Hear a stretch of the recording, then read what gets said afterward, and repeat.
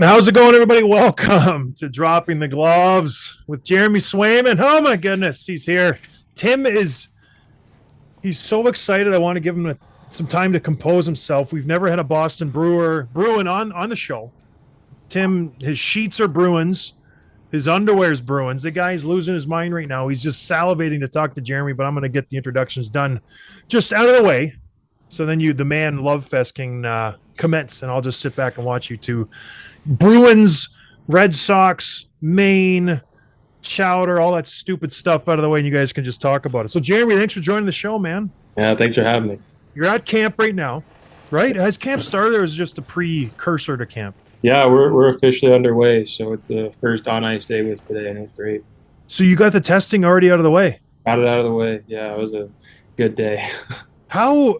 And you're actually doing this interview. Thank you. How was that? How was testing? Because you're a legit NHL pro now. You're a solidified spot, which is really neat. Is this the first time going into a camp where it's like locked up? I'm going to be on the NHL roster this year. I never go into camp like that. I want to earn it every day. It's like there's 5 other goalies in camp today, and that's a lot of goalies that want my job, right? And so I want to make sure that's my mentality. And I learned from the best leaders in the world, so that's the mentality they have going into camp, and that's the same one I want to have too. Love that. So how was the testing? What do you excel at? What do you dread? Do you like the wind gate? Do you guys do the powerlifting stuff like max bench, max squat, or what does the Bruins program look like? Yeah, we did a bike test on the wind bike, and that's usually a tilt. So I'm glad we got that over with. But past, it was good, and we didn't do like max body or bench and stuff. I think that's kind of going out of the game a little bit. But we do like power stuff. So it's all based on velocity of reps and stuff. So we did like bench press, sprint. What else? A vertical jump, not my game, as we all know. Not my game, but working on it. So, yeah, it was good. Got the test away, the physicals, and now we get to play some hockey. I used to play with the goalie, Jeremy Labashua, something like that, a highly touted prospect. We would play in juniors. We would go into the weight room, and he would grab a broomstick and say, goalies don't have to work out. I'm just going to squat a broomstick. And he was a legit goalie. He got drafted. He was a good guy. But what has changed? Because I've played with goalies who are just animals in the weight room, but I've also played with some who are just like Holocaust survivors, like Ryan Miller.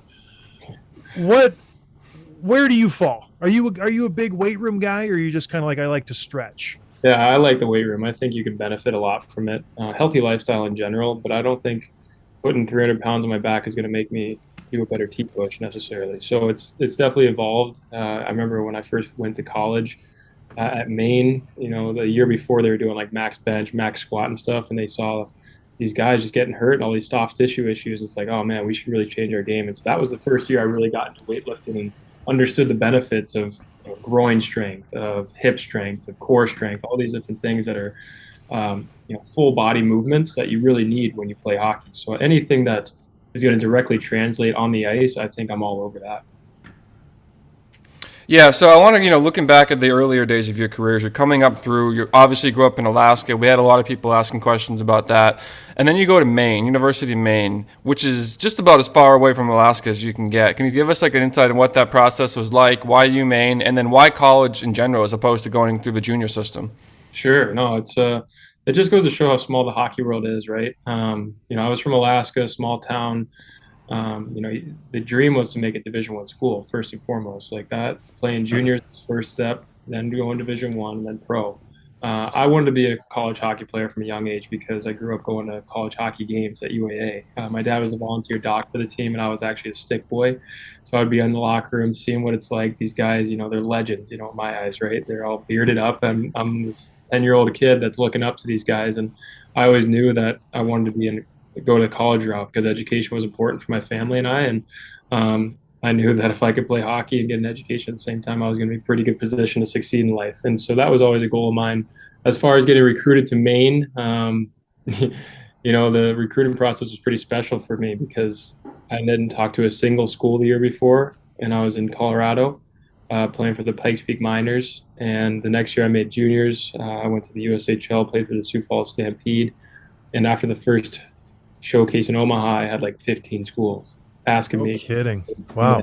yeah, which was a pretty amazing thing because you don't think that I never got the opportunity to play in front of these schools before. Really, I mean, in Colorado, I definitely got more exposure than I was able to in Alaska. But as soon as I went to juniors and saw scouts in every single arena of different colleges and NHL teams, it was a different world.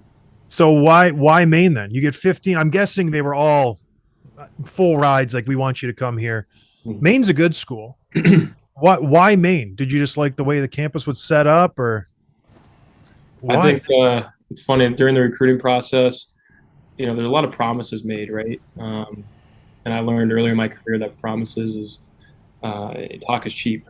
And I was cut from a team one time that was promised to me a head goalie coaching spot, or not head goalie spot in the NAL. And I learned quick that I'm not going to listen to anyone telling me that it's a guaranteed spot. And so Maine was one of the only schools that told me that I have to earn every minute I play.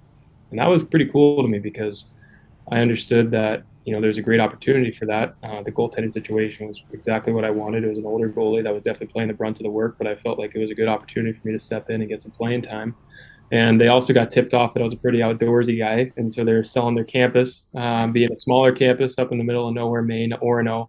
But there is amazing rivers for fishing. There's amazing hiking trails right around campus, and there was a way that I could just step away from the game and really get my mind off of things, especially with school too, right? Because it's a lot of time management that you have to juggle with, classes and obviously a full hockey schedule as well. And so that definitely started the conversation. And as soon as I started meeting the coaches one on one, Red Gendron being the prime reason why I went to Maine, and just learning about how he wanted to make me a better person before making me a better hockey player, that was something special that reached out to me too, and just how in tune he was with family and how educated he was in general. So it was a pretty amazing relationship that we started right off the bat, and I knew that we were going to have a really good spot in Maine.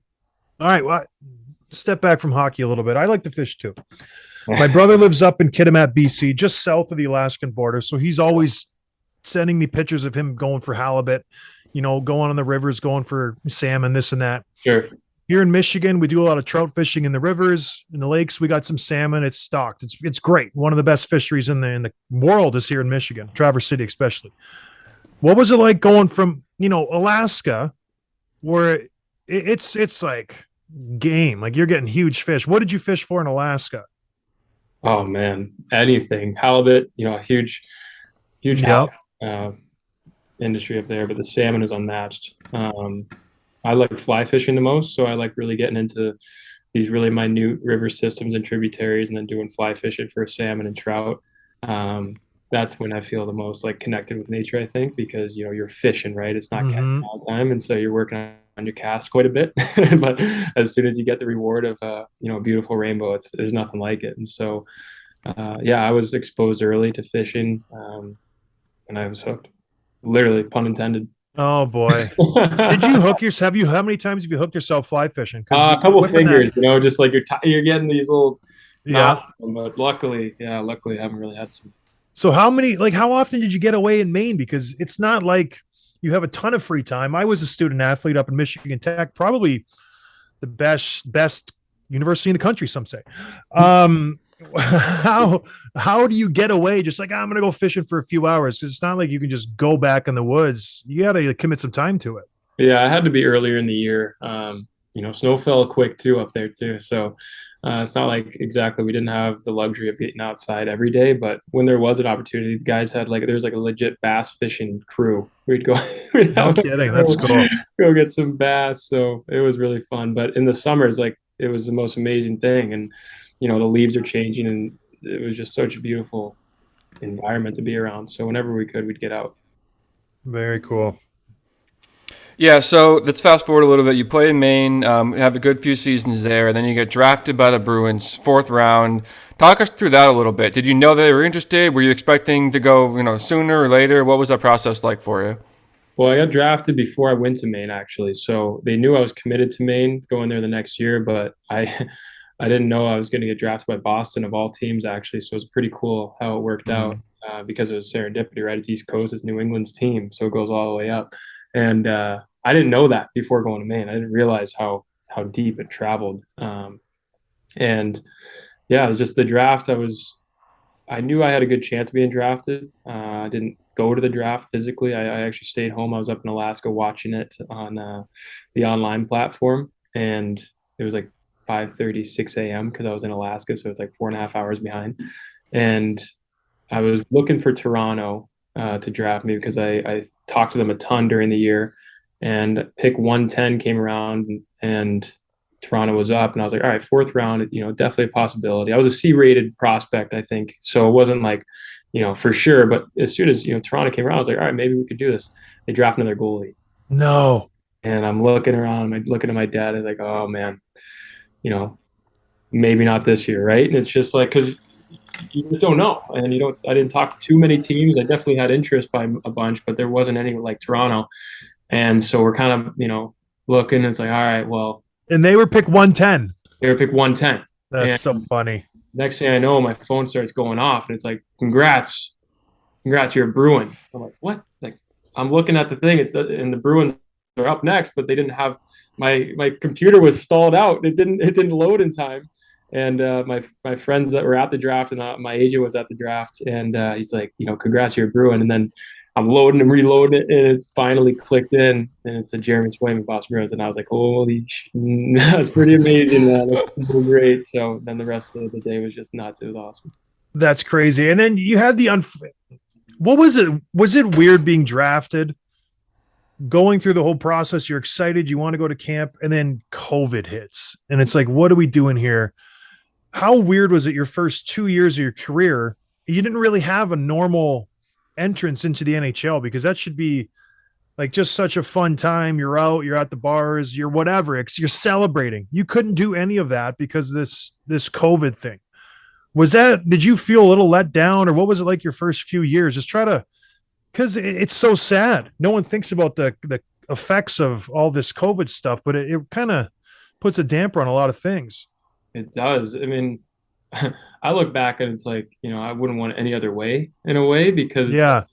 they made it the best possible transition for the case we were at. Like, it was so like, obviously, it's so foreign how it all worked out, but it like with all of the restrictions, everything, no fans, they made it so seamless for us. And guys were so excited to play. And like, I wanted to take that energy and step it up a level, right? And I was so excited to be pro hockey for the first year.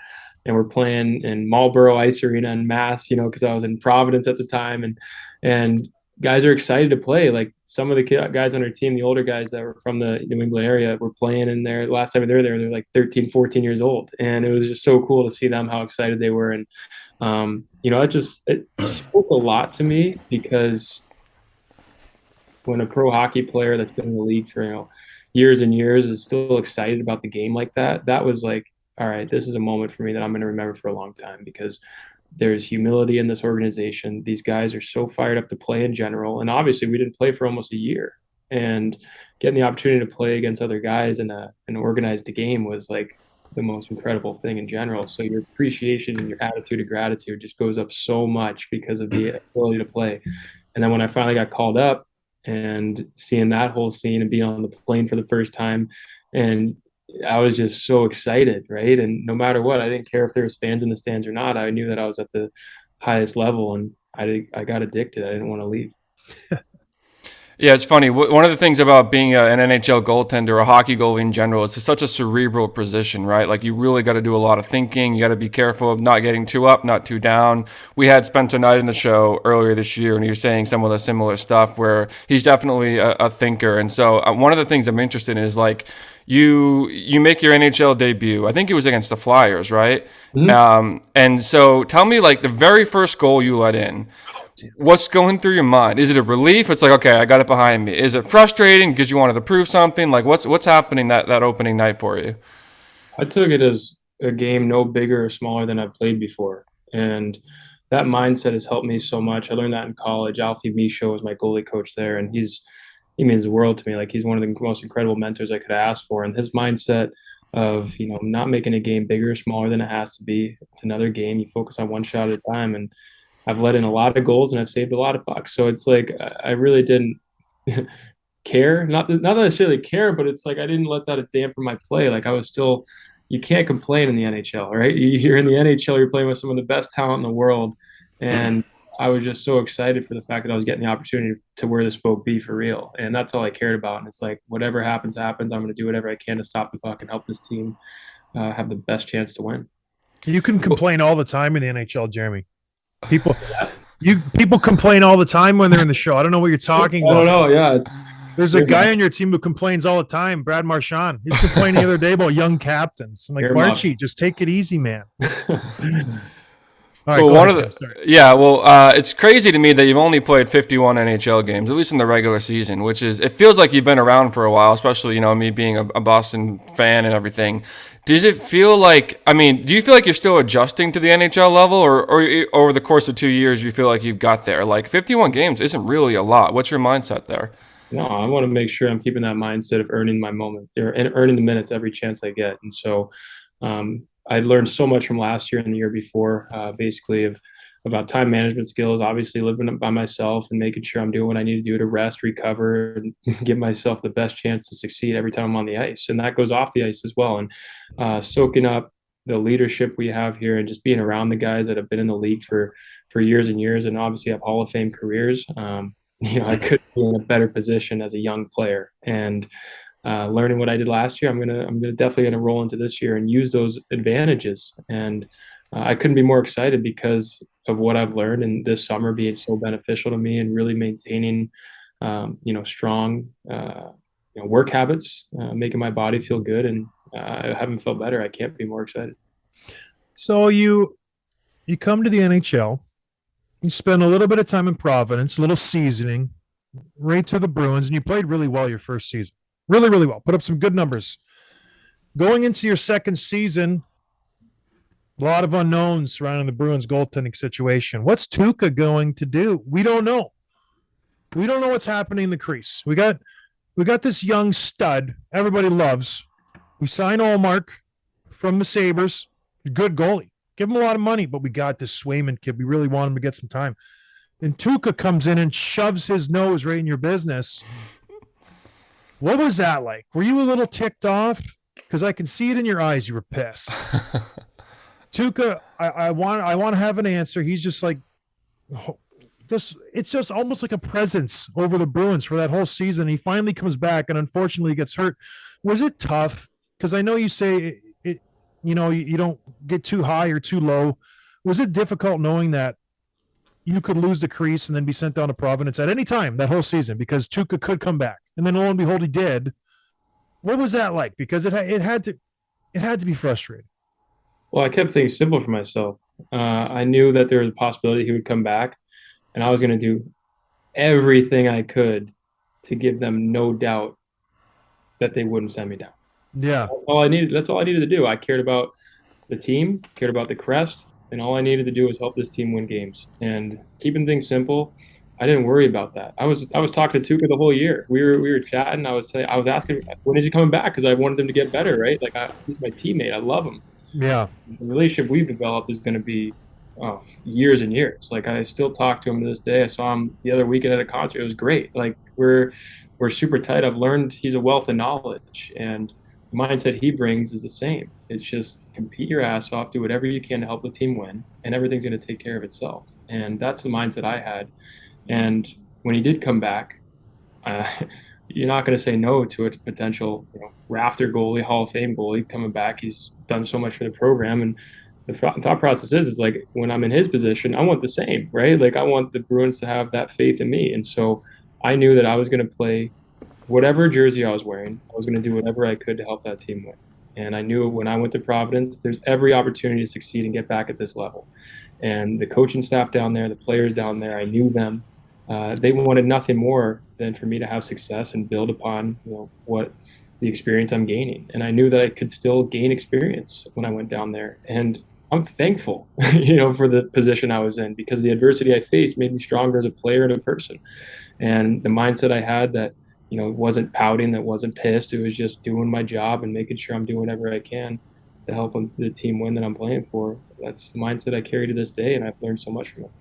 So you were not, because I've been in that situation too, and I was upset where the guy who's right there is going to take my job. But I guess you're younger. Was that the thing that was a saving grace? It's like, okay, you're going to come back for a year, maybe two, but then it's my crease. Like, Mm. because you got to have that competitive spirit, right? It's like, beat it, old man. This is my team now. Mhm. No, Sure, you were just absolutely. fine. Okay. Everyone in the locker room knows that I have that attitude. You know, it's like that's what I want them to know. And I don't know if you heard in the presser or not, but it's like if I told Sweens, I was like, if they're struggling, that's my net. You Yeah. know, I always said that open. I didn't think he was going to tell anyone that, but that's how I feel, and it's good that they know that because that makes each other better, right? And um, you know, regardless if I'm young or not, like that's the mindset I'm always going to have because I want to make sure that wherever I'm playing, I'm making it my full out effort, and I want to be in the NHL. I want to be in Boston. I belong here. I love it here, and I wasn't going to let anything stop me from that. So coming into this, we'll bounce around a little bit here. I just started thinking about, okay, you got Tukka coming back last year. This year you got Krejci coming back. Chara's always spitting around the rink. What is it with these guys who want to come back to Boston? Is there something in the water there with the Bruins, or are they just trying to bring it back to early 2000s where they're, a Stanley Cup contender every single year? Do you think it's a good thing? You're not going to say it's a bad thing, but what is it? Why all of a sudden Krejci's coming back? Chara just Bergeron. retired. Bergeron's coming back. All these guys, they just want to give it another kick at the can with the Bruins there. Boston's a special city. I learned that very quick, and it's really cool to be, you know, a young guy in the league that actually gets to know other guys in different teams now, and being at different, you know, world championship festivals, or I just went on that media tour and just meeting guys around the league that have been in the league for a while. Everyone says their favorite trip is Boston or the favorite family. It's like it's in the blood here, right? It's a hockey town, and Yeah. it's so cool because when I was up at Maine, I saw it. You know, I saw these these local Mainers that were buying Bruins jerseys because they're Bruins fans. I knew I was drafting. There's a potential I'd be playing there one day, right? It's like they were Bruins fans regardless if I was playing there, and that was the most special thing. And so it's the community I think that helps these guys come back and want to be a part of something bigger than the hockey, and that's what I feel at least. And being a part of this community now and being, you know, recognized in the street and like the support and the love and the true passion that these fans have, there's nothing better. And uh, I know as a personal experience, I want nothing more than a fan base like this. I want nothing more than a team and culture like this, and a winning culture for that matter. And they know that when they come to Boston, it's a certain brand of hockey, and guys fit in here because they bring that, and that's everything I want to be. That's what I want to be. That reputation is going to be endless, all-out competitor that wants to win at all costs. Right. So, you know, camp starting, Bergeron's back, Krejci's back. Like, what's the energy like? You know, how did you find out about the news? Were you on social media? Did you know that they were going to come back? Like, how did the boys respond?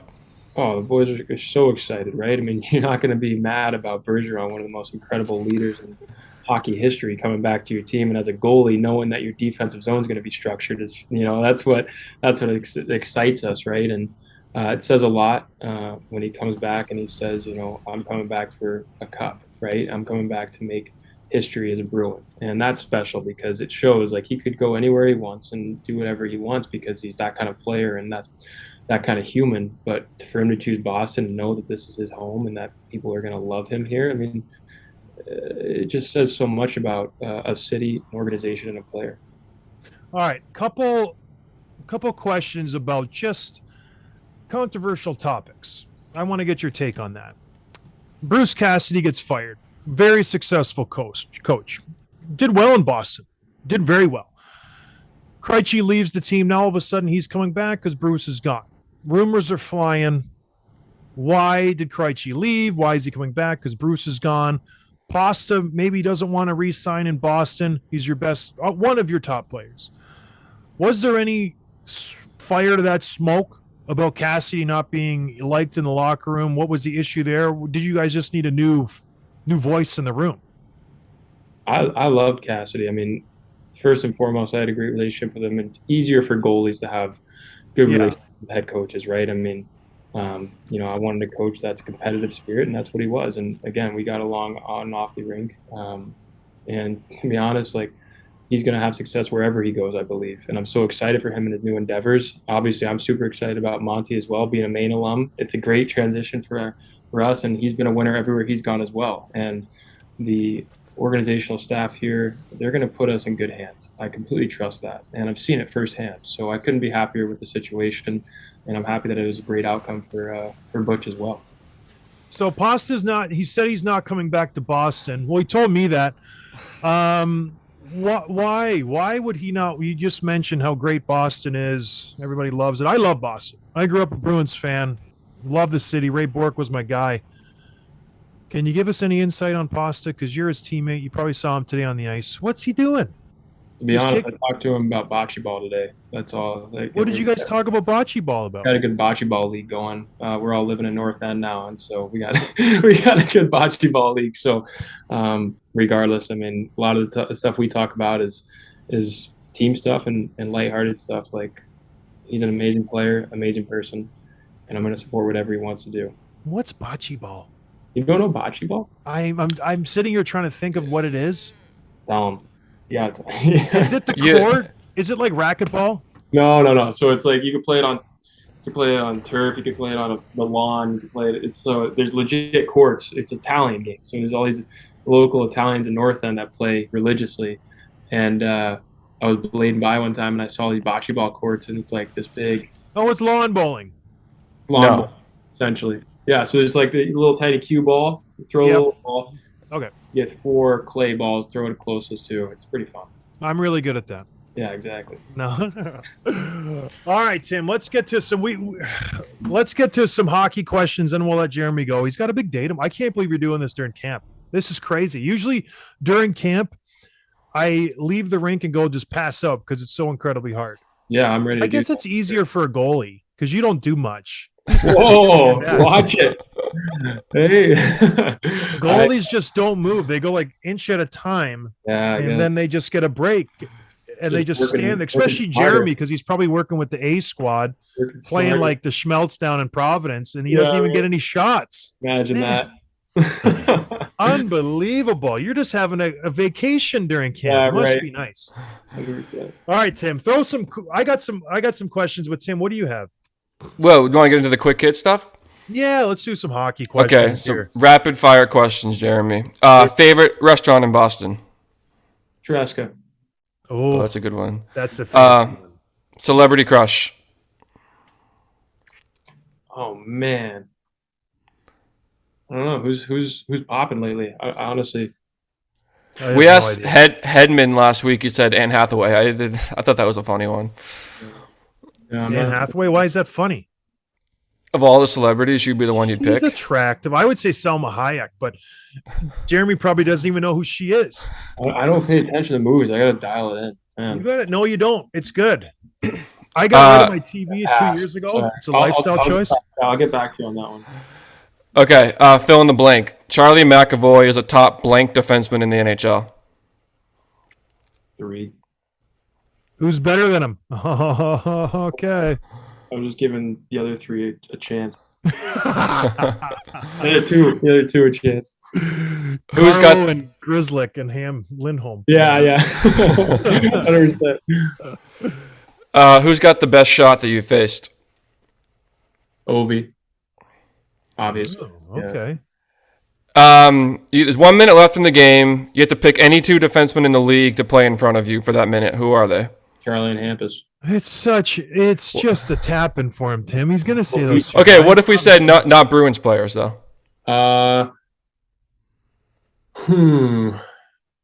Defensive guys. I Hedman and McCarr. Yeah, they're really defensive. Yeah, right. I know for a fact we're getting that goal now. Yeah. We're getting that empty netter. Yeah. And lastly, what's the best advice you ever got? Take everything one moment at a time. Seriously, like attitude of gratitude and enjoy the moment, right? It's we've heard it 1,000 times, but when you truly do simplify it down to that, it's like the most important conversation and most important thing in the world right now is having this conversation with you two. And the next thing is going to be getting me going to take a nap and put the dogs up. You know, it's just stuff like that. When you really simplify it down, it's like there's not stuff racing through my head. Like I know I'm going to prepare myself to be in good positions when obviously performance and play comes, but it's just really staying in the moment, enjoying it. So who did you pattern your game after? What was the one guy growing up in Alaska? You like, I want to be like that guy. Yeah, I like Braden Holtby a lot. Like I liked how he's aggressive, but he knows how to recover, right? And he trusts his abilities, he trusts his skating. I like Jonathan Quick, I like Ryan Millers, I like even like Ben Bishop, like big, just blocky goalies that Yeah. use their size, right? And when I got size eventually, not that I'm Ben Bishop size, but when I got it, I started really simplifying my game. So just guys all around the league, and obviously watching Tukes firsthand, his flexibility, his competitive demeanor, doing whatever he can to stop pucks, like that. That was a pretty good goalie arsenal to learn from. How do you are you a communicator on the ice? Are you quiet? What do you do in the crease? Because I like a goalie who talks. I like a goalie who kind of just bosses me around. Go here, go here. What do you do on the ice? Do you have the confidence yet to boss Charlie around? Say, Yeah, Charlie, get out of my way. I mean, it's funny. It's like I get the best seat in the house sometimes for what these guys can do with the puck, but I'm super vocal. And you can ask the guys. Like I like to tell a lot of jokes, so like I like to joke a lot, and On the ice? all the time. The refs and we love it, right? It's like it's the best thing ever. But I talk all the time, and I learned that from Grant Stanbrook. I don't know if you've heard of him, but he's up at Maine. He's like a legend up there, and him and Alfie. We would always talk about communicating, how important it is, and obviously when you talk to your defensemen, you make their job easy because you have their eyes, right? And I love talking. I think the more you talk, the less shots you face, the less goals go in. Besides you and Allmark, who's the best goalie in the league right now? I really like Sorrell's game. I really do. Yeah, I think he plays his angles really well, especially with his size, and I enjoy watching him. What do you think of the goalie position? How it's evolved into a tall man's net, where when I first came into the league, it would be hard pressed to find a goalie who was 6'2". Like that was a tall goalie. Then the further I went along, these goalies were getting taller and taller and taller. Do you ever think we'll see a guy 5'10" dominate the crease anymore, or is it you have to be 6'2" or above to be a goaltender nowadays? Like, if you stop the puck, it doesn't really care how you look, right? I used to be a small goalie, and Oh yeah, when you were younger. oh, serious. Like I was small until I was like 17, and then I grew, right? And so Yeah. I was always getting looked over, especially that transition from minor to junior. And I was hurting, right? And like I was making saves, but coaches were like, "Oh man, like I don't know if he's going to grow." And then they saw my dad; he was 6'6", and he's like, "All right, he's going to grow," And so Yeah. that was like kind of a saving grace. But regardless, you've seen guys do it. You've seen guys stop pucks in the past. I don't see why I wouldn't continue that trend. But it definitely is. It's nice to have size, right? And today's game, everyone's bigger, faster, stronger, and I love competing to fight for pucks, right? And so you have to have that demeanor of fighting through traffic and playing a rebound, because that's what's going to happen. Like they're going to shovel pucks in front of the net, and that's why I loved college hockey so much, because that's all it was, right? And there was just a battle in front, and that's what I learned so much and that's why I think that transition from college to pro with traffic and battling has been really fun. All right, couple more. I'm sorry. I love talking to goalies. Are you Sure. an equipment tinkerer? I played with Ryan Miller, who would literally I sat next to him in the room. He would put his pads up and he would take a step back and he would look at it. Then he'd go and cut a little piece of leather. Then he would do that every day for hours. Like not every day, but a long time. Or are you just like, whatever, give me whatever you got and I'll work with it? Yeah, I'm pretty stock across the board. Like it's funny to learn from like Linus, right? So he's really in tune with his gear, and Yeah. it's been really nice to learn like how it can benefit you. So I've definitely done a little more than I ever have before, but I'm still in like the stock pants, right? And so eventually, I think I'm going to make that evolution of adapting and helping one look bigger, feel better, and I'm excited about that. So I know I definitely not a tinkerer, but I'm definitely open to learning more about the gear. How often do you get checked? Does the guy come in? Who's the goalie guy? Because in my day it was I can't remember who it was. Yeah, There's two guys who go around the league and check your equipment. How often does he come around and inspect it? I think he might do it when we're not there, so I have no idea, right? Okay. But, Because goalies are cheaters, Tim. They honestly are the greasiest players. Goalies and fighters sure. are the greasiest players ever. The fighters always do stuff so they can get their equipment off and make their skin sticky. So you cut guys, and goalies just cheat. Outright cheat. Jeremy knows. Yeah, I know. Yeah, I'm poker facing you right now. What are you talking about? So Yeah. one more. You came on this podcast. You're gracious enough to give us some time. One of the first things out of your mouth was, "Hey, how's Justin Johnson doing?" And it was a low blow. It was a cheap shot. For those of you who don't know, I'm sure everybody knows, Justin Johnson beat me up in the NHL one day. And I guess Jeremy's good friends with him somehow. Despite the 15-year age difference, they somehow are great friends. Why on earth would you do that, Jeremy, to me, right when I first met you? Is that how you make friends? No, I heard you're a humble guy, so I'm sure it would have been an icebreaker, right? But yeah, Alaska's small, so you take your wins, right? And that was a pretty amazing moment for Alaska hockey. So thank you, appreciate that. Tim, Yeah. I have a pretty enough of a reputation that I get beat up, and now the guy's king of Alaska all of a sudden. I appreciate that. I appreciate you more coming on, Jeremy. I really love talking to you. I again, blown away you took your time out of your day to come on the show. I can't speak more of how grateful I am for that. Anything else you want to say? Do you have any clothing line you want to pump, Jeremy, or anything you want to say? Not yet. Marsh Milko. No, yeah, not in that. That's above my pay grade right now, but maybe we'll talk in a few years. What rhymes with sway? Sways. You can go a couple routes. Lays. There you go. Sway swag. Yeah. All right. Well, listen, go get some rest. Have fun at camp tomorrow. Tell everyone we said hi, and good luck this year, my man. Hopefully you get that crease and run with it. The Bruins got a good team. Absolutely. We're excited. Thanks so much for having me, guys.